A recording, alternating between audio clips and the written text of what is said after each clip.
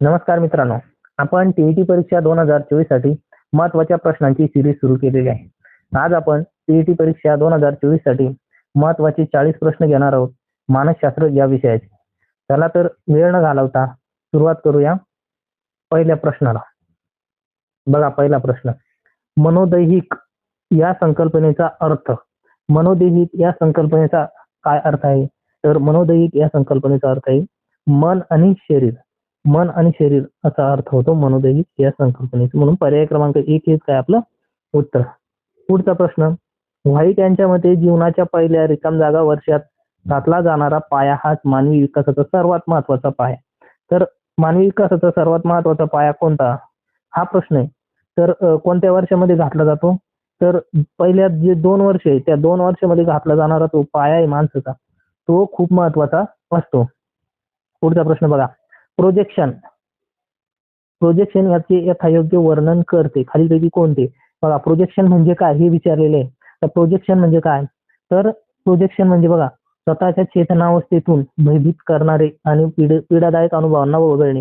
हेच काय आपलं उत्तर. स्वतःच्या चेतनावस्थेतून भयभीत करणारे आणि पीडादायक जे अनुभव आहे ते वगळून टाकणे यालाच काय म्हणतात? प्रोजेक्शन म्हणतात. पुढचा प्रश्न,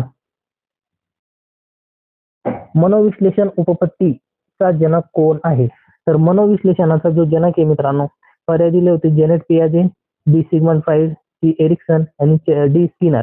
तर पर्याय क्रमांक बी हा हे आपलं उत्तर आहे. सिगमंड फ्राईड हे काय मनोविश्लेषणाचा जनक आहे. पुढचा प्रश्न, रिकाम जागा या मनोलैंगिक अवस्थेला ओडिपस गंडाचा काळ असे म्हणतात.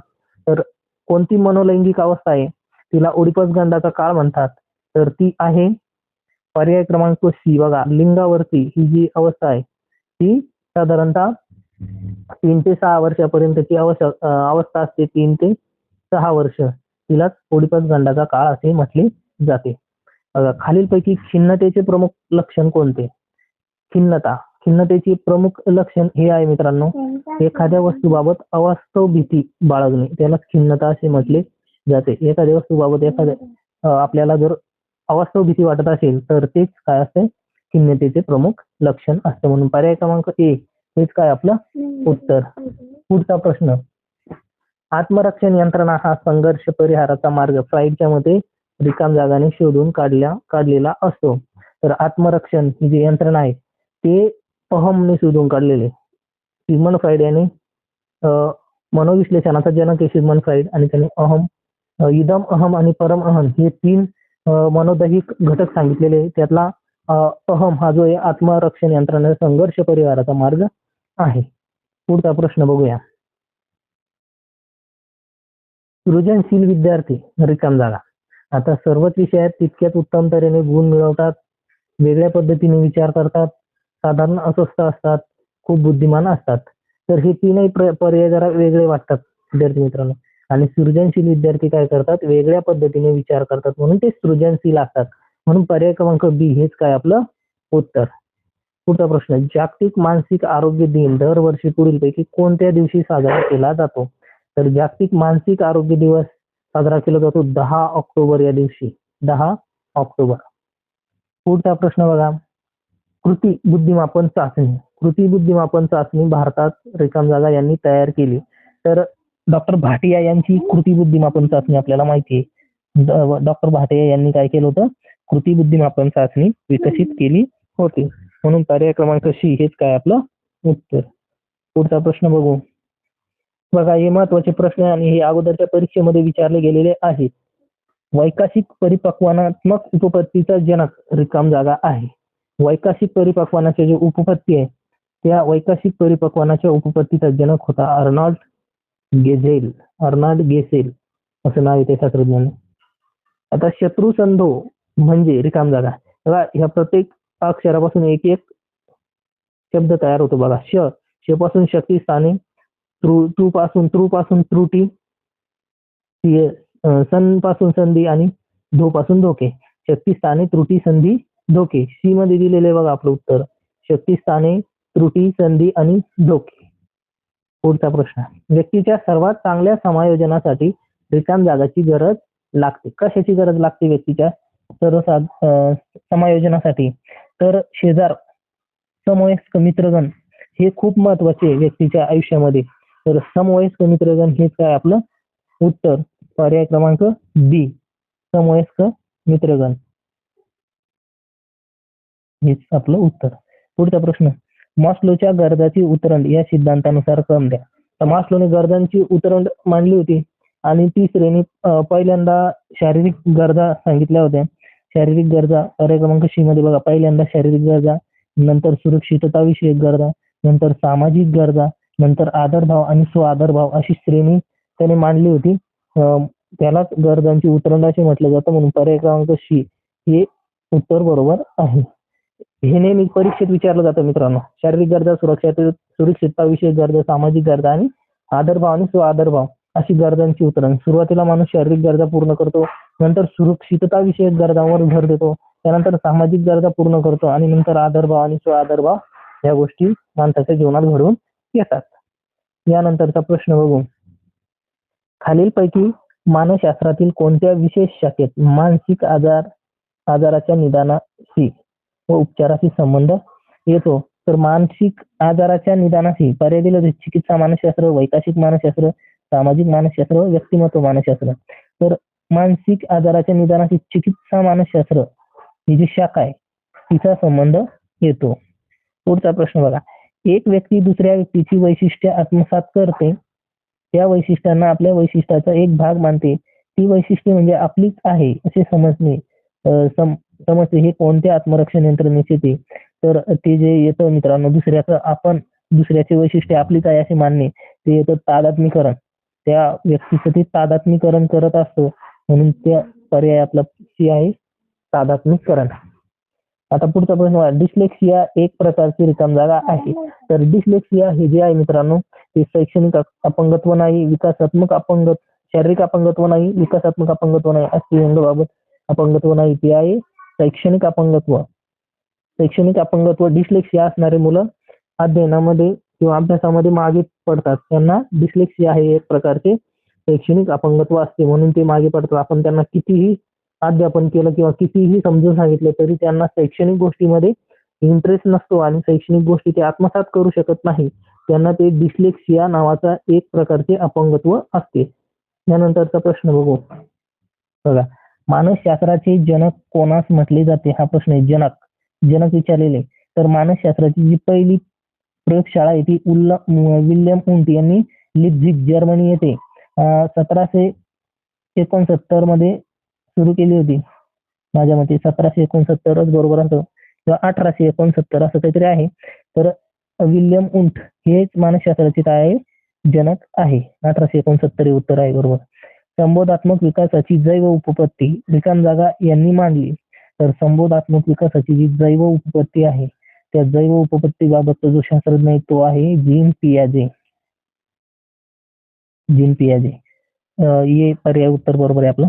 पुढचा प्रश्न बघा, रिकाम जागा यांनी वर्गातील आंतरक्रिया विश्लेषण तंत्राचा विकास केला.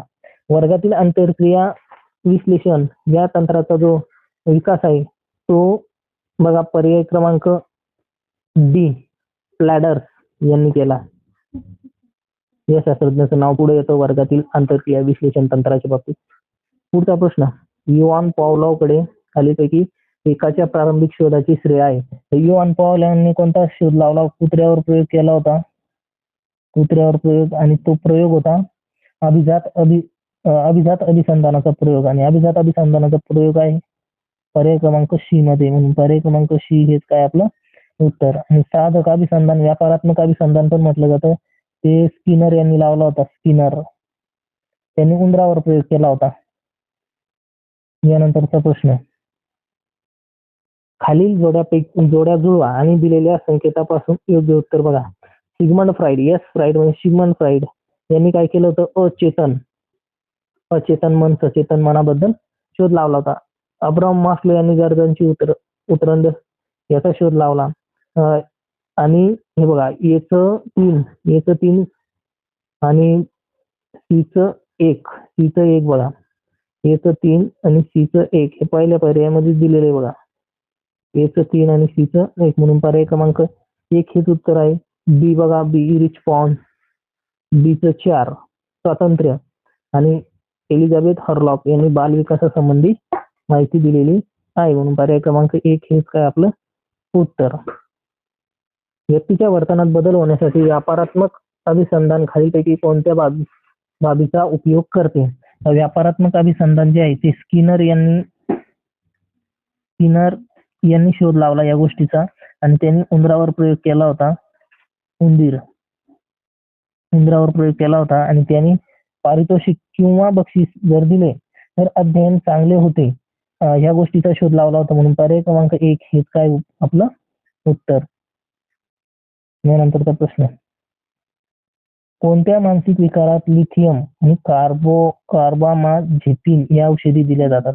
जर उदासीनता एखाद्या व्यक्तीला असेल तर त्या व्यक्तीला हे औषधे दिले जातात, कार्बामाझेपिन. पुढचा प्रश्न, सामाजिक अध्ययन सिद्धांताचा भर कशावर आहे? तर सामाजिक अध्ययन ही जी संकल्पना आहे मित्रांनो ती अल्बर्ट बांदुरा या शास्त्रज्ञांनी लावलेली. काय? Albert Bandura. आणि याच्यामध्ये सामाजिक अध्ययनामध्ये निरीक्षणात्मक अध्ययन ह्या गोष्टीवर भर त्यांनी दिलेला होता आणि निरीक्षणात्मक अध्ययन बी मध्ये दिलेले अल्बर्ट बांदुरा. हे व्यापारात्मक अध्ययन हे साधक अभिसंधान आहे. साधक अभिसंधान हे त्यावलावचं आहे. पुढचा प्रश्न बघा, मानसिक आरोग्य अधिनियम रिकाम जागा या वर्षी लागू झाला. कोणत्या वर्षी लागू झाला मानसिक आरोग्य अधिनियम? तर तो लागू झाला बघा 1987 या वर्षी. पुढचा प्रश्न, स्वतःला दुसऱ्या व्यक्तीच्या ठिकाणी समजून तिचे आकलन विश्व जाणून घेणे म्हणजे काय? आता एखाद्या व्यक्तीचे आकलन विश्व जाणून घेणे म्हणजे अनुभूती घेणे आणि अनुभूती येते पर्याय क्रमांक सी मध्ये. अनुभूती हेच काय आपलं उत्तर. यानंतरचा प्रश्न बघू, या मानसशास्त्रज्ञाने बुद्धीचे 120 घटक सांगितलेले आहेत. बुद्धीचे घटक कोणी सांगितले? 120 घटक बघायचे आपल्याला आणि 120 घटक जे आहे ते गिलफोर्ड या शास्त्रज्ञाने सांगितले आहे. थर्स्टन यांनी बहुघटक सिद्धांत मांडला. बिने आणि मानसिक वय ही संकल्पना मांडली. काय? मानसिक वय ही संकल्पना मांडली कोणी? तर बिने यांनी. पुढचा प्रश्न, मॉस्लो यांच्या गरजाच्या उतरंडीत पुढीलपैकी कोणत्या गरजेस सर्वोच्च प्राधान्य दिले जाते? बघा 2013 मध्ये हा प्रश्न विचारला होता आणि मॉस्लोच्या गरजाची उतरंडी श्रेणी, पहिल्या शारीरिक गरजा, दुसऱ्या सुरक्षितता विषयक गरजा, तिसऱ्या सामाजिक गरजा आणि चौथ्या आदरभाव. अशा प्रकारची ही श्रेणी मांडली होती कोणी? मॉस्लो यांनी. शारीरिक गरजा, सुरक्षितता विषयक गरजा, सामाजिक गरजा आणि स्व आदरभाव अशा प्रकारची गरजांची श्रेणी मांडली होती आणि त्यामध्ये जे पहिलं प्राधान्य दिलं होतं ते शारीरिक गरजावर. हे शारीरिक गरजा पर्याय क्रमांक बी मध्ये दिलेले, म्हणून पर्याय क्रमांक बी हेच काय आपलं उत्तर. पुढचा प्रश्न बघा, बुद्धिमत्तेचा द्विघटक सिद्धांत, 2 घटक बुद्धिमत्तेचे द्विघटक सिद्धांत कोणी मांडला होता? तर तो मांडला होता स्पियरमन यांनी. कोणी मांडला होता? स्पियरमन. आणि स्पियरमन यांनी बुद्धीचे 2 घटक कोणते सांगितले होते? एक सामान्य बुद्धिमत्ता आणि दुसरा विशेष बुद्धिमत्ता. अशा प्रकारचे 2 घटक त्यांनी सांगितले होते. सामान्य बुद्धिमत्ता सामान्यपणे सगळ्या व्यक्तीमध्ये असणारी बुद्धिमत्ता ती सामान्य बुद्धिमत्ता. आणि विशेष बुद्धिमत्ता म्हणजे काय? तर विशेष बुद्धिमत्ता म्हणजे एखाद्या व्यक्तीमध्ये विशिष्ट प्रकारची बुद्धिमत्ता, जसे गायकामध्ये गायन करण्याची कला असणे ही विशेष बुद्धिमत्ता आहे त्यांची. आणि सामान्य बुद्धिमत्ता म्हणजे काय? आपल्याला चालता बोलता येणे ह्या सामान्य बुद्धिमत्ता आहे. आणि विशेष बुद्धिमत्ता, सचिन तेंडुलकर बघा त्यांना क्रिकेट चांगलं खेळता येतं, त्याच्यामध्ये विशेष बुद्धिमत्ता आहे ती. यानंतरचा प्रश्न बघा, पर्सनॅलिटी या शब्दाची उत्पत्ती ही खालीपैकी कोणत्या शब्दापासून झालेली आहे? तर पर्सनॅलिटी या शब्दाची जी उत्पत्ती आहे मित्रांनो ती लॅटिन शब्दापासून झाली होती. लॅटिन शब्दातील पर्सोना हा जो शब्द आहे त्या पर्सोना शब्दापासून पर्सनॅलिटी हा शब्द आला होता. पर्सोना म्हणजे काय? तर मुखवटा, आणि ते मुखवट्यालाच आपण व्यक्तिमत्व असं म्हणतो. म्हणून पर्सनॅलिटी हा शब्द लॅटिन या शब्दापासून तयार झालेला आहे. याच्यावर नक्की प्रश्न येतो बघा. तर पुढचा प्रश्न, रिकामे घरटे परिणाम म्हणजे काय? तर रिकामे घरटे म्हणजे काय? बघा खेडेगावामध्ये मुलं शिक्षण घेतात आणि ते शहरामध्ये नोकरीला जातात त्याला आणि मग वृद्ध व्यक्ती फक्त घरामध्ये राहतात आणि गावामध्ये सुद्धा घर बांधलेले असते पण त्या घरामध्ये राहायला कोणी नसते, याला म्हणतात रिकामे घरटे परिणाम. आणि पर्याय क्रमांक सी मध्ये दिले बघा, गावात घर बांधून शहरात नोकरीला जाणे याला म्हणतात रिकामे घरटे परिणाम. पर्याय क्रमांक सी हेच काय आपलं उत्तर. पुढचा प्रश्न बघा, रिकाम जागा हे प्रेरणा सिद्धांताशी निगडीत नाही विचारलेले आहेत. तर जे या प्रेरणा या सिद्धांताशी निगडीत नसणारे जे शास्त्रज्ञ होते मित्रांनो, मॅक आयव्हर आणि पेज, हे मॅक आयव्हर हे जे शास्त्रज्ञ होते प्रेरणा या सिद्धांताशी निगडीत नाही. बघा, मॉस्लो यांनी प्रेरणाची उतरंड मांडलेली होती, आपण बघितलंय. बुद्धिमत्तेचा द्विघटक सिद्धांत उपपत्ती कोणी मांडली? मी आता सांगितलं वरच्या प्रश्नामध्ये द्विघटक. बघा 34वा प्रश्न दिलेला आहे, द्विघटक उपपत्ती स्पियरमन यांनी मांडली. स्पियरमन यांनी बुद्धीचे 2 घटक सांगितले, एक सामान्य बुद्धिमत्ता आणि एक विशेष बुद्धिमत्ता. आता सामान्य बुद्धिमत्तेमध्ये चालता बोलता येणे, खाता पिता येणे, पोहता येणे या सामान्य बुद्धिमत्ता आहे. पण विशेष बुद्धिमत्ता म्हणजे काय? क्रिकेट खेळता येणे, गाणी म्हणता येणे, ह्या विशेष बुद्धिमत्ता आहे. म्हणजे सचिन तेंडुलकर हे विशेष बुद्धिमत्तेचा व्यक्ती आहे, लता मंगेशकर या विशिष्ट बुद्धिमत्तेच्या व्यक्ती आहे. अशा प्रकारे या 2 घटक यांनी मांडलेले आहे. यानंतरचा प्रश्न बघा, गरजाच्या उतरंडाचा सिद्धांत कोणी मांडला? बघा, गरजांची उतरंड जी मांडली ती मांडली अब्राहम मास्लो यांनी. आणि 4 गरजा सांगितल्या होत्या अब्राहम मास्लो यांनी. कोणकोणत्या गरजा सांगितल्या होत्या? शारीरिक गरजा, त्यानंतर सुरक्षितता विषयक गरजा, त्यानंतर सामाजिक गरजा, त्याच्यानंतर आत्मसन्मान. हे जे 4 गरजा सांगितल्या होत्या, ही उतरण सुरुवातीला माणूस शारीरिक गरजा पूर्ण करण्याचा प्रयत्न करतो, त्यानंतर सुरक्षित राहण्याचा प्रयत्न करतो, त्यानंतर सामाजिक गरजा पूर्ण करतो आणि स्वतःला आत्मप्रतिष्ठा मिळवून देतो. अशा प्रकारच्या गरजांची उतरंड यांनी मांडली होती. शारीरिक गरजा ह्या एकदम सुरुवातीला ठेवल्या होत्या, त्यानंतर सुरक्षितता विषयक गरजा ठेवल्या होत्या, त्यानंतर सामाजिक गरजा ठेवल्या होत्या, त्याच्यानंतर आत्मसन्मानाच्या गरजा ठेवल्या होत्या आणि ते केलं होतं अब्राहम मास्लो यांनी. यानंतरचा पुढचा प्रश्न, मनोविश्लेषणाचा सिद्धांत म्हणजे काय? तर मनोविश्लेषणाचा सिद्धांत म्हणजे काय? तर बघा, सिग्मंड फ्राईड यांनी मनोविश्लेषणाचा सिद्धांत मांडला होता. कोणी मांडला होता? सिग्मंड फ्राईड यांनी. आणि त्यांनी याच्यामध्ये इदम, अहम आणि परमअहम असे 3 घटक इदम, अहम आणि परमअहम असे 3 घटक सांगितले होते. तर याच्यामध्ये त्यांनी सांगितलं बघा, मानव वर्तनाच्या मागील अव्यक्त प्रेरणांची उकल हा पर्याय क्रमांक 2 हे जे काय ते बरोबर उत्तर आहे. बघा, अशाच प्रकारचे व्हिडिओ बघण्यासाठी आमच्या चॅनलला लाईक, शेअर आणि सबस्क्राईब करा मित्रांनो. अत्यंत कमी वेळामध्ये आणि अत्यंत व्यवस्थितरित्या मी विश्लेषण केलेलं आहे या प्रश्नांचं. या प्रश्नामधून तुम्हाला नक्कीच फायदा होईल. 2-4 मार्काचं तर नक्कीच येणार. धन्यवाद मित्रांनो. आमचे चॅनल लाईक, शेअर, सबस्क्राईब करा.